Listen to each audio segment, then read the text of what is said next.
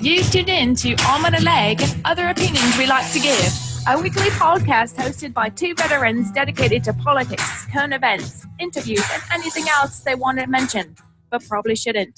So without further ado, here are your hosts, Robbie the Dream Gaupp and Brett Miracle Man Parks. Hey! Thank you so much, and welcome for tuning in to another episode of Arm and a Leg and Other Opinions We Like to Give podcast. I am Brett Parks. And this is your boy, Robbie Gaupp. Well, it has been, 10 days or 7 days since the last time we've gotten together and discussed shenanigans around the world. And It's true. What do you think about shenanigans around the world today? Pretty good. You know, there's a lot of stuff going on that, you know, some in the news, some not in the news. But today's big topic hasn't really been in the news. And it's kind of shocking that, you know, that the news doesn't push the big deals that are out there that are happening. Yeah, and listen, this is something I do want to talk about real quick before we start this. There's two ways you can look at the world right now, especially when it comes to politics, and politics in particular. You can look at everything as doom and gloom, like, oh my gosh, the world's ending, we're all going to die, Jesus is coming back soon. You can look at it like that, or you can look at it as kind of like a comedy. And that's what I'm starting to look at politics now. I just, some of the things that Trump does and some of the things that some Democrats do and some Republicans do, I just tend to laugh at it because I'm like, okay, this is just so ridiculous. You just have to laugh at it. And it's very evident, the people's response. I posted something on my Facebook page the other day, and I said, say what you want about Donald Trump, but his troll game is on point. He is a master troll. That guy, he can get anybody boiling up and heated up and everything. He knows how to piss people off. And he's like, love him or hate him, you have to admit that his troll game is on point. And I got so many different responses. Some people were like, yeah, he is. Some people laughed at it. But there's a lot of people that were so upset with me for saying stuff like that, saying he's not nice and he needs to be nice. Blah, blah, blah. I'm like, guys, relax. Let's start looking at this in a different spectrum. In 2 years, we'll get to vote again, and we can vote him out, or we can try to vote him back in. But it's just relax, guys. It's just funny. But the big thing is, like, when you look at it, Brett, do you feel it is to lighten the limelight or to keep the news media rolling? Because a lot of times there's not a lot of big news. Yeah, well, that's the problem with having a 24-hour, 7-day-a-week news cycle. You know, there's news programs on. There's a 24 hours news cycle, and they have to talk about something. They have to find some kind of news. And on a slow news day, they have to find something. And instead of finding something that's good, if that's positive, people don't really respond to that. Let's just be honest. People don't respond to positive news and good news. They respond to doom and gloom. You know, like they say, if it bleeds, it leads. And that's exactly, I mean, that's what we do here. Yeah, when do we ever, I mean, we're very far from the news. We're kind of like, that man on the corner that out the end is near and repent. But yeah, like if it bleeds, it leads. And I think that's what the news media try to do. And instead of looking for things that Trump has done well, they look for things that Trump has done bad, because more people, it's a lot more polarizing, and people will watch stuff like that. So do you feel that the news, like, are you telling me basically that, and other people out here, that they wouldn't watch the news if it was just sunshines and rainbows every day? Oh, they definitely wouldn't. People do not want to see sunshine and rainbows every day. People take that for granted. I mean, let's face it, we take it for granted. When do we really want to see news and sunshine and rainbows? When it's a dark and stormy day for like a week. You're like, oh, I just want the sun. But we're not there yet in our political coverage in news. We're not at the point where we're like, let's just see the sun, because we still want to see how horrible life is. So with that being said, let's talk about what right now is going on that the mainstream media really hasn't been pushing, that we are going to kind of talk about a little bit for this podcast. We are going to be talking about the New Mexico compound that was training kids to commit school shootings, pretty much, and how they got released for bail and what we think about that opinion, right? Yeah, this is such a troubling subject, and not just the news itself, what was going on at this complex out there in no man's land, but the fact that it has gotten such little coverage, it's scary. It really is. It is scary because, this is something that right now it's huge in the news. It's huge around the world about school shootings and how, we sit here and all the time we're blaming guns and, mental illnesses. But now we have literally people infiltrating in to America that might already be American citizens also that are training people to do this. Like, Right. That's craziness. Right. Well, look, can I read a quick little bit of an article that I got on Fox News? And I think you have an article too. Maybe you want to read a few bits of it? Yeah, I can read a few. Go ahead. Okay. So the headline here on Fox News is horrifying details released in investigation of extremist Muslim compound that allegedly conducted school shooting training. If you haven't heard about this, until now, you're not the only one. There's a lot of people that don't know about this. And it goes on to say the children discovered at an extremist Muslim compound in New Mexico earlier this month were both trained to use firearms and taught multiple tactical techniques in order to kill teachers, law enforcement, and other institutions they found corrupt, state prosecutors revealed on Monday. The prosecutors provided more details about the accusations during the court hearing in which they asked that Siraj Emin Wahhaj, I don't know how to say it, and 4 other defenders be held pending trial on abuse charges. But the judge in the case ruled against prosecutors' request. The judge, Sarah Bactus, said although she was concerned by troubling facts, prosecutors failed to articulate any specific threats to the community. She set a $20,000 bail for each defendant and ordered that they wear ankle monitors and have weekly contact with their attorneys. So that's what that says. Does yours say anything different? What's yours? No, mine says the same thing. We do have that Wahaja is the son of a Brooklyn Iman. But he was also a possible co-conspirator in the bombings of the World Trade Center in 1993, but was never charged. The elder Wahaja leads a Taqwa, a mosque that was attracted radical speakers over the years. Wahaja met Muhammad Abu Alima when he came into the site to raise money for Muslims in Afghanistan. Wow. So this is something that luckily has been that somehow came across, I'm guessing through the computer.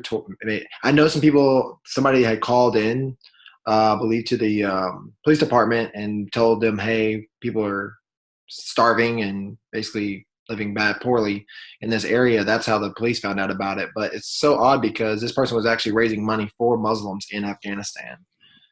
Well, yeah. Reuters also reported it was announced Monday that 3-year-old Abduli Wahan, who had been missing since December, allegedly died amid a ritualistic religious ceremony intended to cast out demon spirits. Now, yeah, and he had been missing his son, like they said, for I believe 6 or 7 months. His son had actually been missing. He was unable to locate him. He actually, I think, filed a report saying he was missing. So people that are trying to piece this together right now, let me just let you know. In New Mexico, there was a compound, this really raggedy shack compound, and the police went to go investigate it because people were reporting about it. And it turns out there were four Muslims or 3 Muslim extremists. 3 Muslim extremists. 3 Muslim extremists there with a bunch of little kids. 4 counting him, Brett. 4 counting? 4 counting him, I believe. Okay, so there are 4 Muslim extremists on there, and they're training these kids, these impoverished, starved kids, how to use weapons, tactical weapons, to kill teachers and their students in their classroom. So this is what's going on U.S. soil right now. This is not paranoia. This is what is actually going on.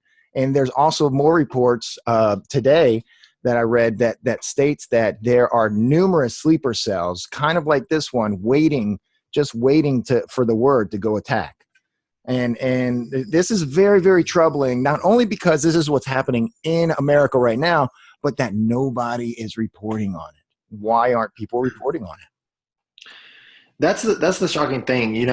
My biggest concern is in a Georgia arrest warrant, authorities said the 39-year-old Wahaja had told his son's mother that he wanted to perform exorcism on the child because he believed he was possessed by the devil. He later said he was taking the child to a park and didn't return. Now, was there a report made right then that, hey, this person took my kid? Like, I don't understand why this person wasn't already being looked for. Yeah, what's that all about? Like, to me, that's very shocking that, you let somebody just let their kid go and not assume, hey, something's a matter, let me call this in. But instead, just went on for, weeks. Well, there's a few things that you can think about when it comes to that. Either the mother is mentally unstable and she was unfit to make decisions like that or know what was going on, or she was very fearful of not only the man that took her son away to do exorcisms, but the people in the community that's around her might threaten her or harm her in some way. And even though later she did say, hey, he kidnapped our son, and there was a warrant put out for him, like, was it pushed as far as, hey, we need to find this and made it to a manhunt? Like, why didn't the Georgia police go ahead and make this into a manhunt instead of letting this go for months? Right. Yeah, exactly. So what's your take on this, Robbie? How come the media, they're not covering this? They're not reporting on this. I think the biggest thing is we've had all these school shootings, and everything it's always been, we can blame it on mental illness. We can blame it on the gun. Like, there's things that they can blame it on. When you have radicals and things right at our doorway right now, and in the news, if you're pushing that, more people are going to be scared. More people are going to start, panicking and this and that kind of stuff and they should. That's the biggest thing. They should be doing that. You shouldn't, it's sad that we have to live in a world where even our next door neighbor, we really don't understand or don't know what they're doing or going through, Right. Back in the day, we would have gatherings and you could talk and you could assess people and you could, almost make your own judgment on people, even though I can say sometimes that's wrong, but you really have to do that because, it's sometimes you have to walk on the other side of the street because you see somebody who could be something, that you're kind of afraid of for you or your kids. Right. Okay. So I know for a while, there was this thought process that if you see something that's out of place, just mind your own business because, you're not just mind your own business. You do you. And then 9/11 happened and, Twin Towers fell, over 3,000 people died, including the Pentagon. And then the whole thing, the mantra was, if you see something, say something. Right.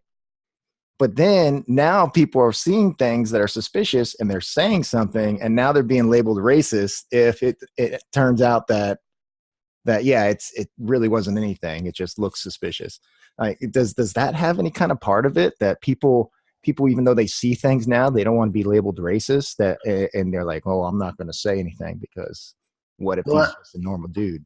I think people are scared that, like I said, if you say something about the person who's walking down the street, even though they might be a nice person or not, and you're just worried, hey, this guy's walking around with blood on his shirt, let me call this in. And then it ends up being nothing. And people feel not only have they wasted somebody's time with every call, because, there's only so many police officers and there's only so many calls they can go to at a time. And you're taking that, you might be calling in something that's not something big, and here goes somebody losing their life. Or people are just afraid that, like you said, if I call in something and it's not something, how are people going to look at me? Right. Like, and that is a big deal. I mean, it's sad that, we almost have to walk on our tiptoes now, or act like it's a broken glass that, people hear everything is emotional to somebody somehow. Right. Like that snowflake, thought process. Yeah, and it's sad. Everybody wants to be part of something. It's like, I was talking with you the other day about, we have people that will sit there and record something and possibly watch them die, but won't call the police on it. Like, Yeah, it's ridiculous. It really is. So okay, I'm a parent, right? I'm a parent, you're a parent, we're both dads, and I wouldn't let my son within 5 miles of something like that. Like, yeah. what are these parents thinking?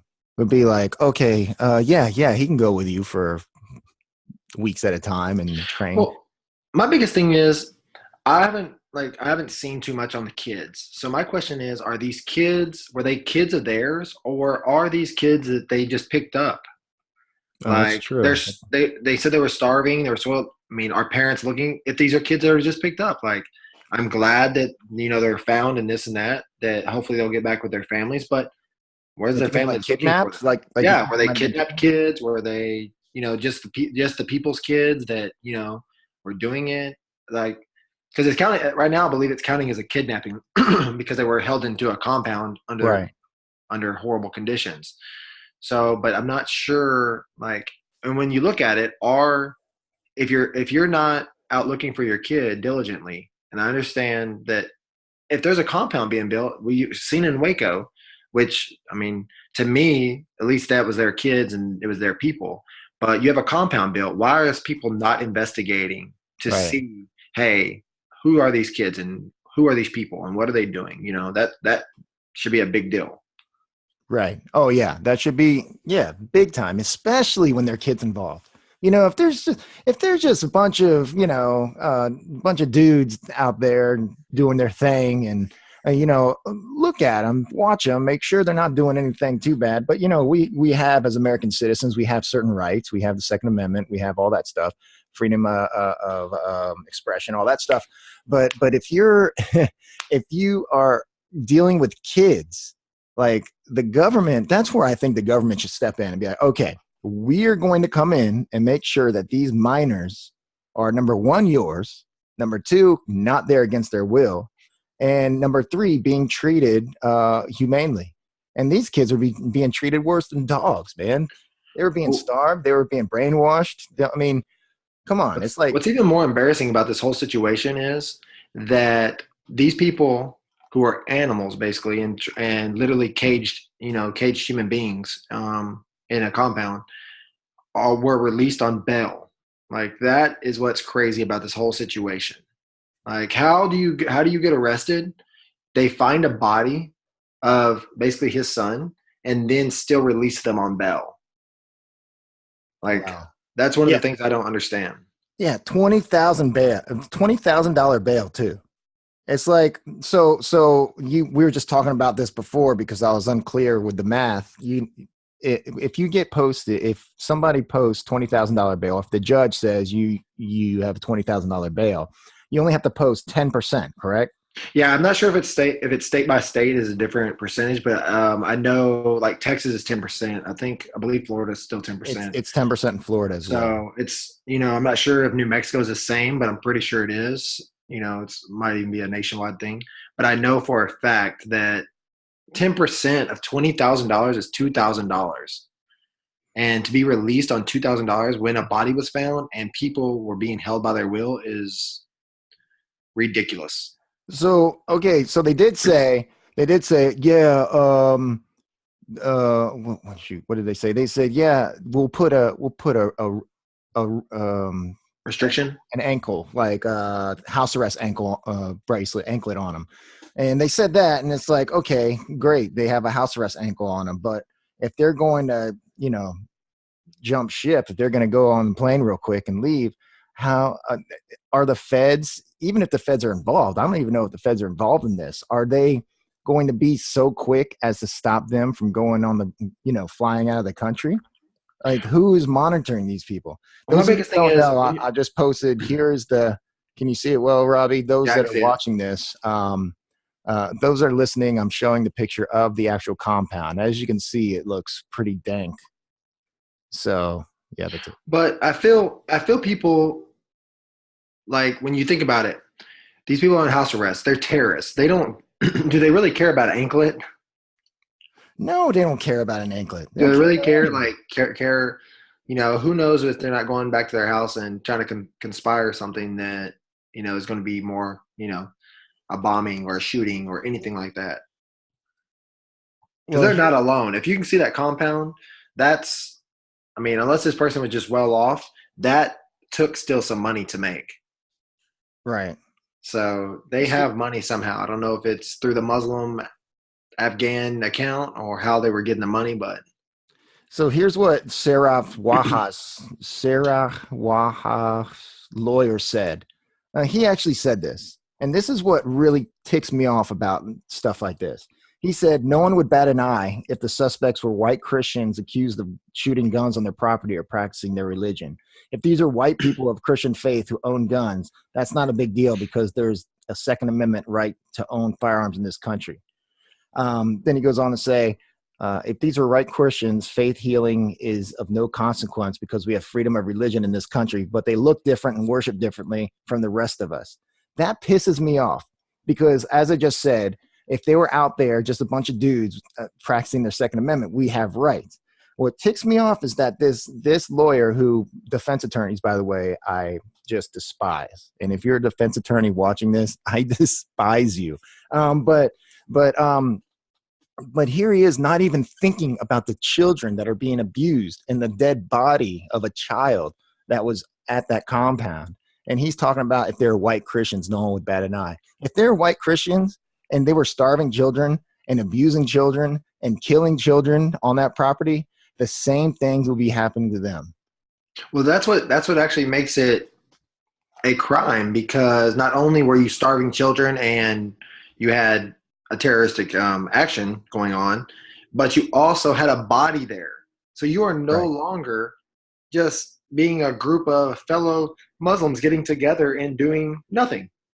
You are a group of Muslims getting together, creating terrorist threats, holding people at their will, starving kids, and killing people.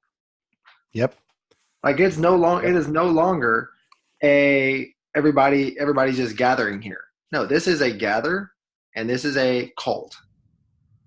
Yeah, it's completely and totally ridiculous that they would make that comparison, and it's completely and totally ridiculous that the mainstream media, on the most part, is completely ignoring this story. You know what? They're ignoring it because it has to do with Muslims, and we've gotten so sensitive in this age of phony outrage kind of a culture that we can't even report about Muslims doing something bad because then they're fearful of being protested or boycotted. Stop. So that's what's ticking me off about that. Yeah. I got it. You got it. All right. It's one of them things that when we sit down and we look at it, like we have to make judgments not based on religion, not based on color, not based on those kind of things. We got to make, this is a judgment that's got to be based on the law. And where, like we said, when you brought murder and you brought kids into it, and even if it's an adult and they were just held against their will, you have brought in action that is changing the scene completely. You're no longer this group of people, like I said, getting together and just having a barbecue and socializing. Right. You have now become radicals in society. And what do we do with radicals and animals? We cage them up when they can't be controlled, and you are no longer controlled. Yeah, and it's a very dangerous time that we're living in right now because of stuff like this and how it's not being reported. So Robbie, do you think that this has anything to do with the not having a wall around our borders, or is this something that they came in legally, everything's legit? It's just because it's in New Mexico, and I think, okay, it's in New Mexico, it's close to the border, so maybe they got some weapons or something like that. I don't know enough about the case to know exactly what's going on, but do you think immigration has anything to do with this, or do you think it's a completely separate issue? Well, I still believe immigration has something to do with it, for the simple fact that I understand people are born into America. I understand people are from different religions, and they're born in different religions and different backgrounds and everything else, and they come here legally or not. But as we said in 1993, this person is the son of somebody who already created a terroristic threat. Now, I'm not saying we have to watch every single person who ever has a criminal and watch their kids and watch those kind of things. It's right. You don't have to do that. But with something like this, and knowing that we have had a lot of radical Muslims do things around the world, not just here, just around the world, I do believe once somebody's a radical, you kind of have to watch their families, like, because who knows what mindset they've instilled in them.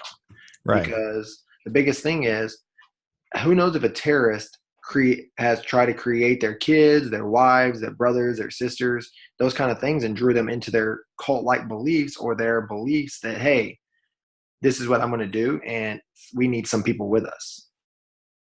Right. Yeah, no, that's you're right on there. I mean, that's we have to watch. We have to watch all these people that become radicalized. And like you said, I'm not sure. I don't know what their status is as of citizens in America is or not.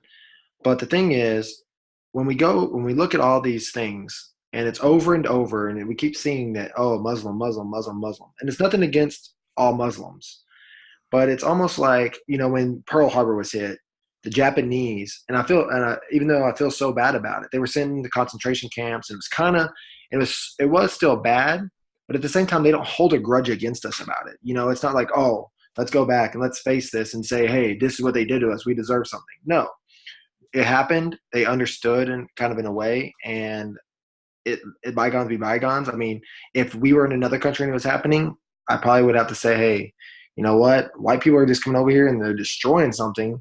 And I'm part of that statistic. Either I got to leave, or I'm going to have to face whatever consequences they have at the moment. Yeah, I think the internment camps in World War II were completely ridiculous. It was unconstitutional, and I think it's a very dark moment in our history. Hell is war, and I feel like we shouldn't have had to do stuff like that on U.S. soil. I guess Truman, was it Truman? I believe so. Truman did what he did. And I mean, I guess he has his own rationale behind it, but I am vehemently against it.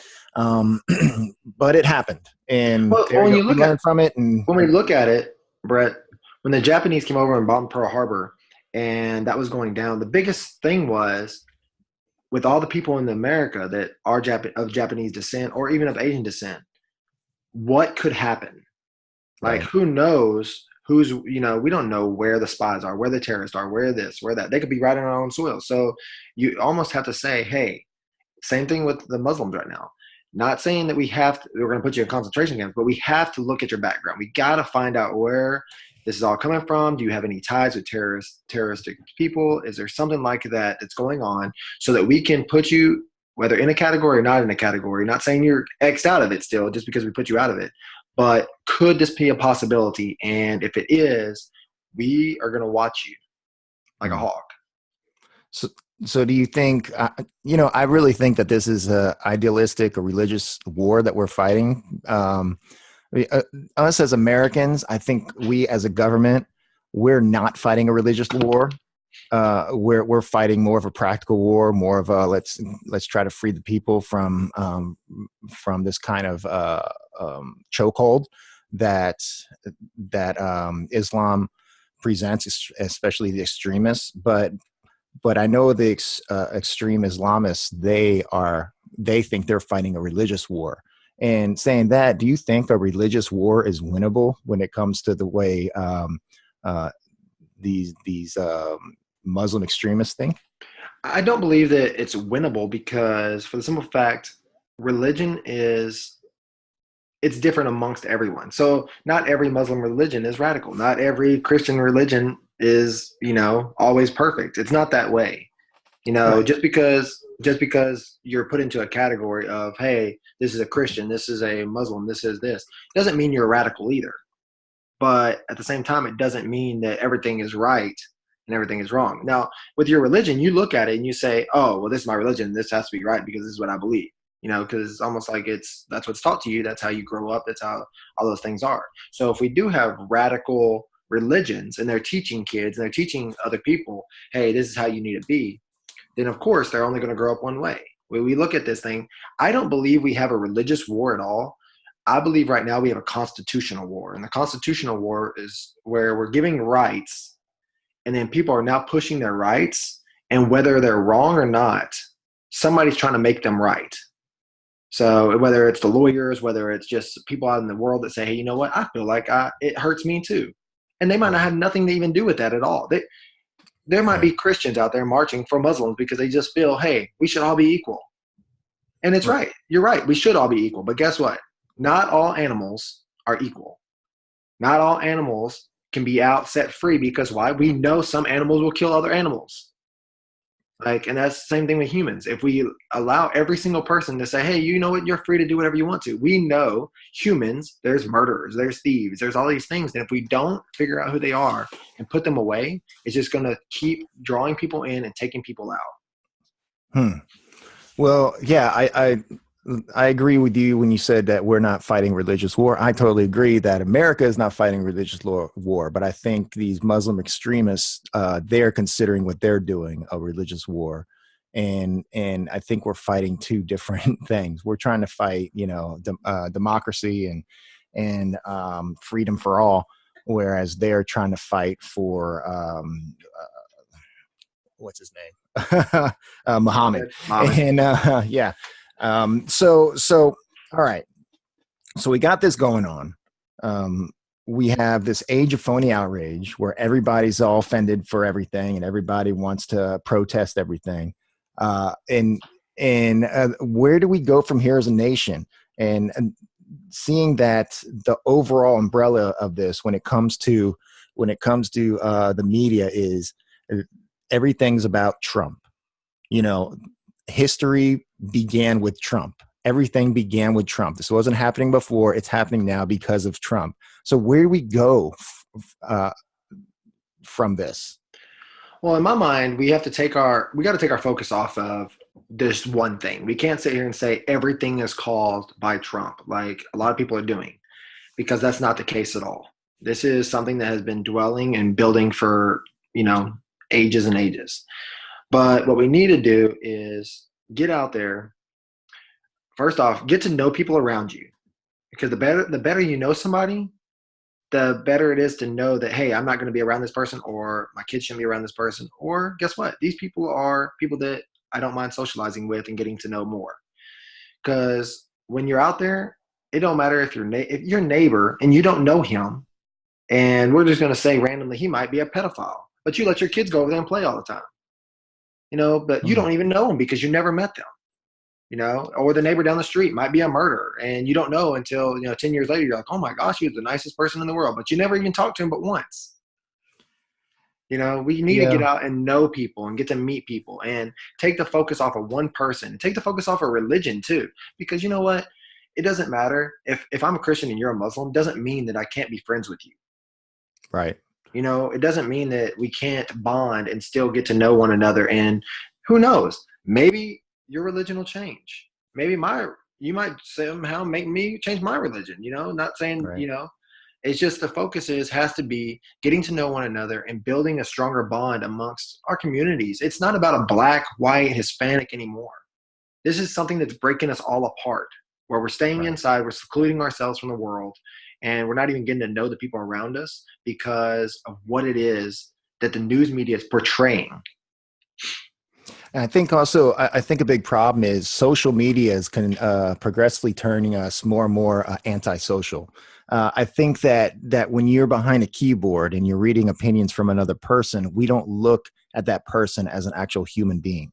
We say things on social media to people that we wouldn't dare say in front of them, not because we're scared or intimidated, but it's just not how you act in front of a human being. Most of us, if we get in the same room together, most sane Americans, no matter where they are on the political spectrum, they'll have very, very rational and very polite conversations, even if they disagree. It's when you get behind this keyboard with the social media, or we start telling people things. I know I'm I'm very, very guilty of this. There's times where I just love trolling people. I go out of my way to try to get blocked.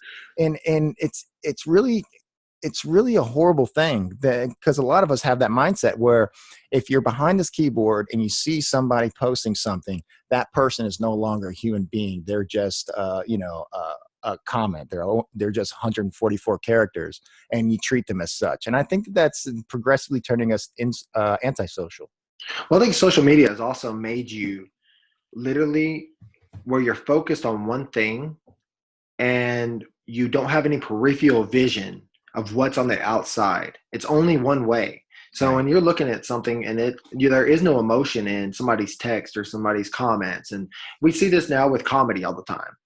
When you read comedy, it sometimes can be funny, but when you hear somebody say something that is like, if they said the exact same thing versus you reading it, then you're like, oh, now it makes even more sense. Like, it's funny. It's funny. Sense. Yeah, but when you read it, it's like, that wasn't even that funny. Like, it's the inflection and the context behind it that makes watching comedy so much funnier, listening to comedy than reading it. The only comedic book that I ever laughed at was a book that Jerry Seinfeld wrote about how to do stand up, and the only reason why it was funny is because I heard him saying it when I was reading it. I was like, this is so Jerry Seinfeld. But if I didn't know Jerry Seinfeld, he was just reading. I was just reading that book. I'd think to myself, this is not funny. I'm not going to take my advice from this guy. And the biggest thing is you can look, and this is one of the ways you can look at how social media has destroyed something. Comedy is one of the things social media has destroyed, because people have now taken everything offensive, where comedy has always been, hey, it's just a joke. It's okay. It's not nothing. I don't even mean nothing by it. But now people can't even say things, and it ruins careers. It ruins things because in their mind, hey, I'm just being funny, and this is what I'm known for, to the extreme now, where somebody takes offense to it and they can just literally destroy your career. And that's what you've been doing your whole life. Yeah. Comedians, being a comedian right now is probably one of the worst professions to be in, because you can't joke about anything, because everybody's always offended about something. And I mean, even with Kathy Griffin a couple months ago with holding the severed head of Trump, I mean, she's a comedian. That's what she does. I'll give her a pass on that because it was a joke, and it was a bad taste. I thought, I was like, okay, that's not very funny, but that's who she is. That's what she does. And I think her big mistake, number one, is thinking that people could take a joke, and people obviously cannot take a joke these days. But her other mistake is to try to explain the joke instead of being like, oh, well, some jokes land, some jokes don't. Oh, well, and moving on. So I would hate to be a stand-up comedian these days, because what do you talk about? But even when you look at it, and you have the Kathy Griffin thing that happened, but this is how the world reacts differently. Kathy Griffin literally got destroyed, got career, everything done. But then you have Snoop Dogg over here, who did the same thing in a music video, Yep. And is still looked at, the same way, that exact, still making money, still having a career going, and that's the one thing and guess what? Nobody's going to say nothing to Snoop Dogg. Do you know why? Because then we could be portrayed as racist, or we could be portrayed as, hey, in a way, just being the person that doesn't want to say nothing because we're afraid. We're afraid to say something because the way that it is perceived. Yeah, there definitely is a double standard in comedy as well, and you could tell that when it comes to, I mean, Kathy Griffin, she's a comedian. Snoop Dogg is not. Snoop Dogg's a gangster rapper, or he used to be. I don't know what he is now. Snoop Lion. So I don't know. But he, his videos have always been controversial. I don't give him a pass for that. But I think when it comes to comedians, there's a double standard, because you have these leftist comedians who bash Trump, who say all kinds of things about Trump, and they get away with it. But if a conservative guy says something about Obama, or something about, Clinton, or something like that, after he tells a joke, all you hear in the crowd is like, oh, boo. And you're like, okay, all right, guys, get over yourselves. And I think that this society is really suffering because of this stuff. And that's the thing with society suffering. When we go back to like the school shooting thing, it's so hard to make judgment on something because we're all in fear. And that's the biggest thing. Don't be afraid to say something, because if somebody would have said something, this could have probably been something that was hashed out, months ago. If I also blame the police departments, if they would have pushed out that, hey, this kid is kidnapped and, we got to find this, and this is what the person was talking about is sacrificing somebody, then that might have also been something that, was more of a drive. But now here we are in society where, even the police are degraded. So who knows what would happen. Yeah. Having said all this, guys, do your research on the, the social media and the computer. The internet is the greatest thing we have and also the worst thing we have. But if you really want to know things, everything is on the internet, everything.